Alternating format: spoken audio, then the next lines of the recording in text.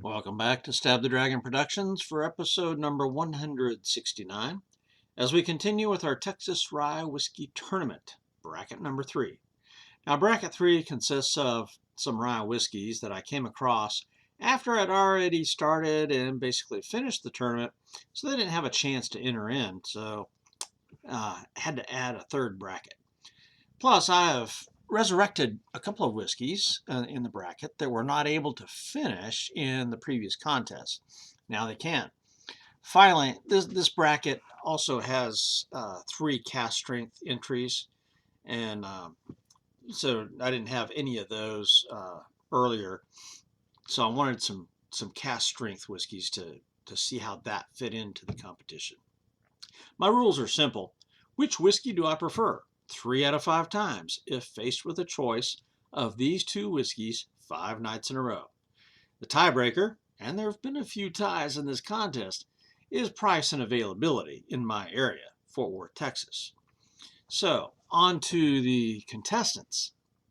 We're talking 2 Balcones whiskeys tonight. Both are ryes. Now, Balcones started distilling in 2008 in Waco, Texas, right behind Garrison Brothers, who was the first licensed distiller in Texas after Prohibition. So 2008 wasn't that long ago.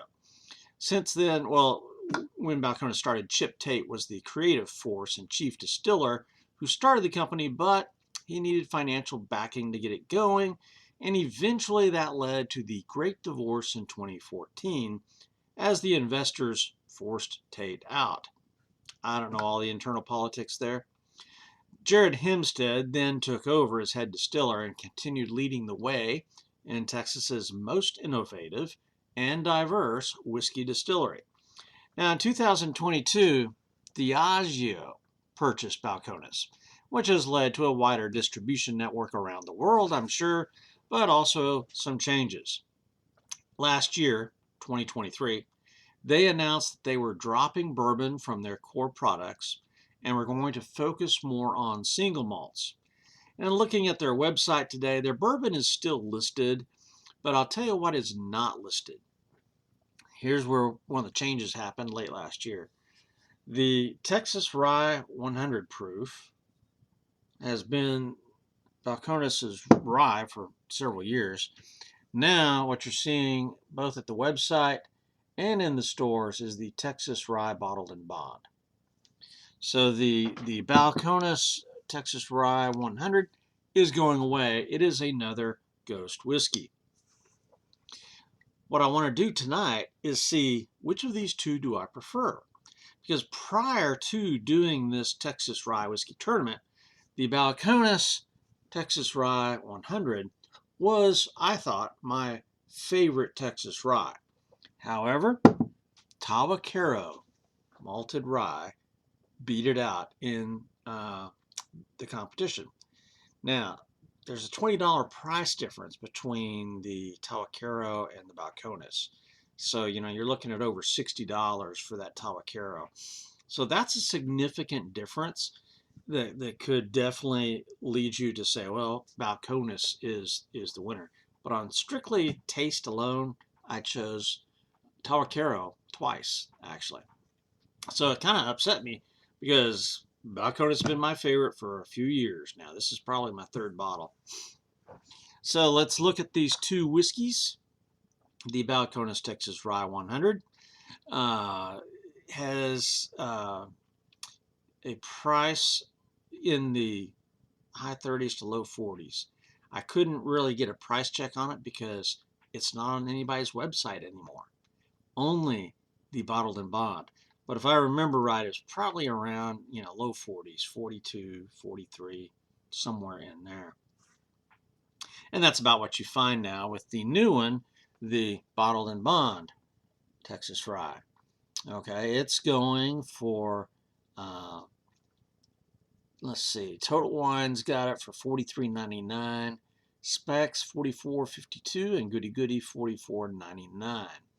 So this is now the replacement. This is what they're going to. And I've heard that they're going to do other bottled bonds.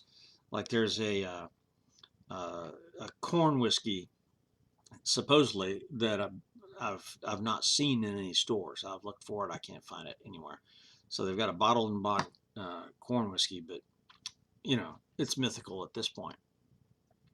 So these are the two whiskeys. Which one do I prefer? Well, let's give it a taste test and all that. First, the visuals. Now, the Balcones 100, I've got a number 1 on the bottom of the glass. The bottled and bond, I've got a number 2. And I don't really know which is which, but I'm looking at these and I think this one's a little bit darker. And so that would indicate to me that it's got some age to it. So that could be the bottled and bond, just going off of visual, because the regular Balcones 100, I think it's only aged for a couple of years. It doesn't really have an age statement. It says aged at least 24 months in oak. So yeah, 2 years versus 4 years. So let's look at these bottles real quick.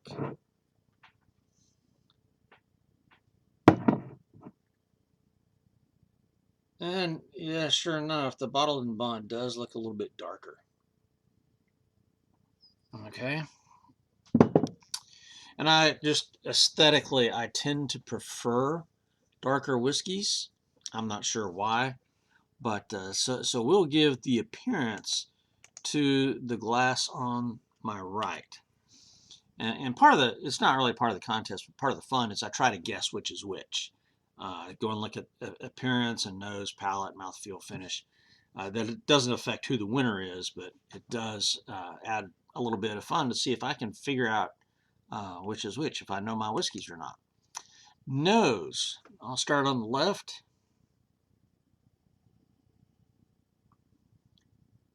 Now smell that Texas funk. Not really much in the way of rye, but I'm getting some dark fruits, caramel, wood, char. So that's the kind of nose I like. Well, I mean, I like a regular spicy rye nose too, but that's definitely a pleasant nose. I'll go to this one on the right.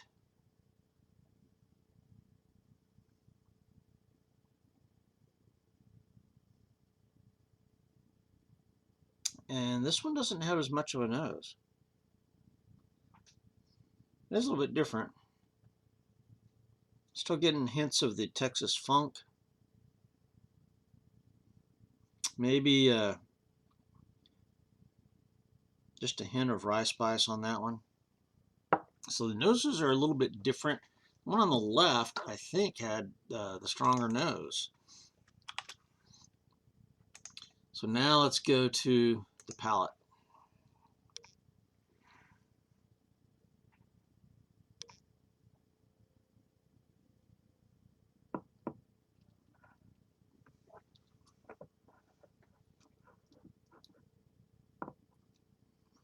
And that's why it's been my favorite rye for so long. I mean, that's just amazing.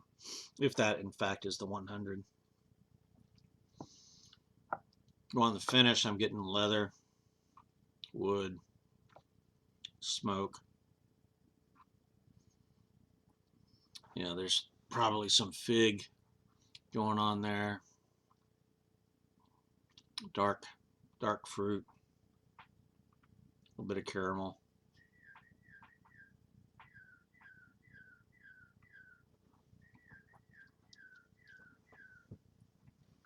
Some spiciness, tobacco, leather, wood. That is just amazing, and that's why it's been my favorite rye for a long time.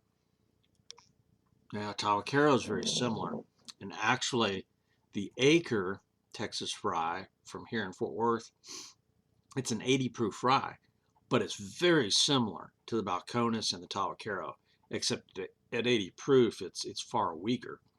So you don't want to, you know, compare those two because the proof difference. But it's the similar kind of rye.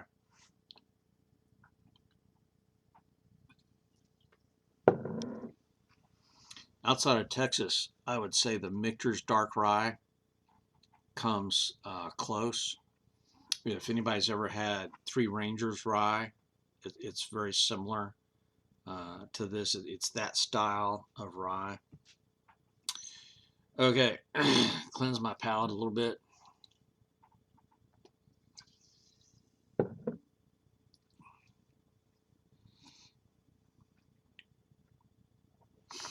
Now the one on the right.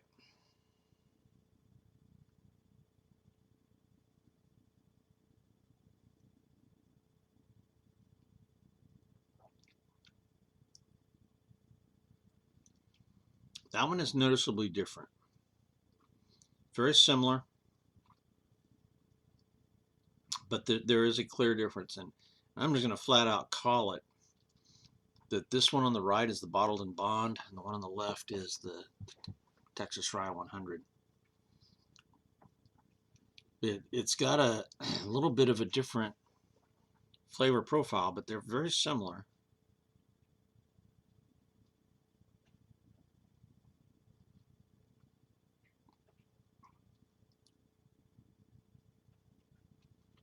I would say this one's not as sweet. It's maybe even heading towards bitter.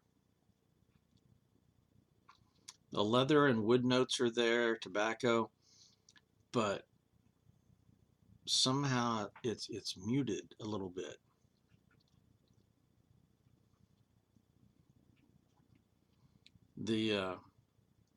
I think there might be a little bit more of a rye spice going on with this one.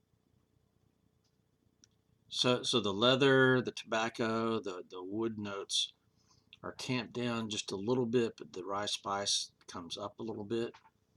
It's not quite as sweet either. A little bit astringent maybe. Both of these have an appropriate mouthfeel and burn. They're not super rich on the mouthfeel. Both have a long finish. I mean, I'm getting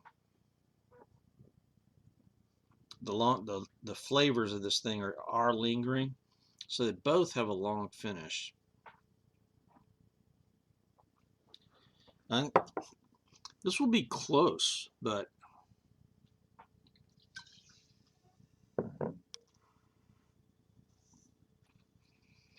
there is enough difference. I wonder, I don't really know the mash bill of these two, if there was a change in that or if it was just aging that's changed.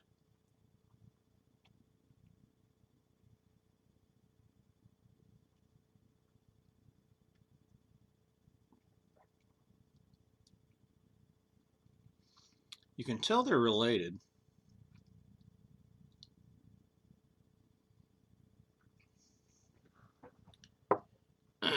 And the finish is just beautiful. I mean, it's got tobacco and leather notes. The Texas funk lingers. A little bit more spicy on that one, I think. Let me go back to the first one.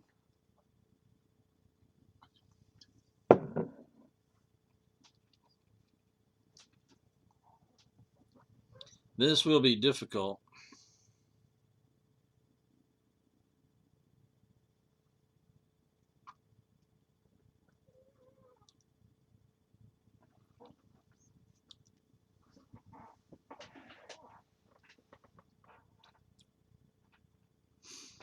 I've got a feline friend over here asking for attention.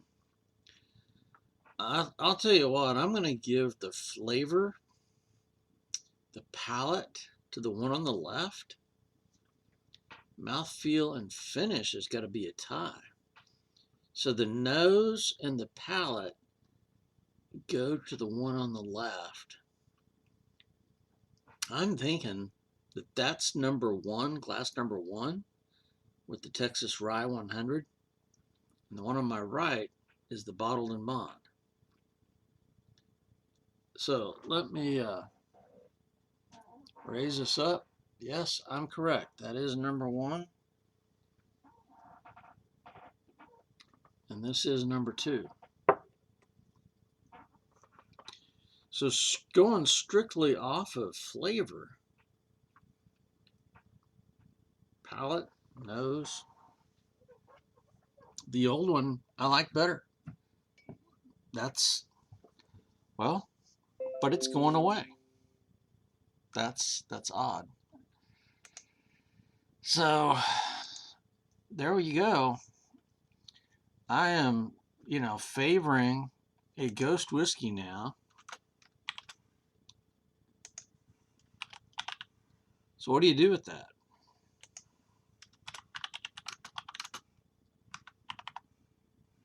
Well, I'm going to stick to my guns and say I prefer the 100 over the bottled and bond.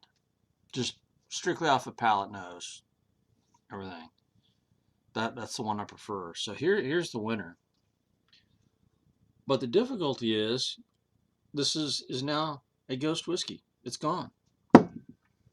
And long live the bottled and bond.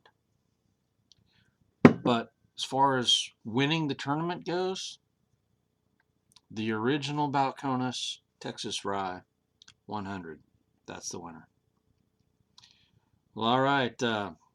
Next time on Stab the Dragon, where are we headed? I've now had 3 brackets. There was a difference in the rules between bracket 1 and bracket 2. In bracket 1, I was looking strictly for the pure, clean rye flavor. In bracket 2, I said the Texas funk is a real thing. I tend to prefer it, so the rules in bracket 2, simply which one do I like the best? Blind. And then bracket 3, I applied that same rule, but with different whiskeys because they came out after I had set up the tournament. So now what I'm going to have to do is have a select tournament invitation.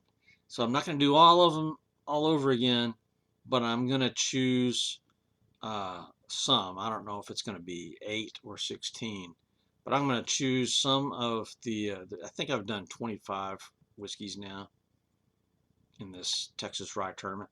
So I'm going to choose some and do a tournament with them just to make sure, because some of my rules were a little bit off and maybe not totally fair. So I'm going to do this final bracket of the tournament differently, just to make sure of which one is my favorite Texas Rye whiskey. So until then, this is Stab the Dragon, out here.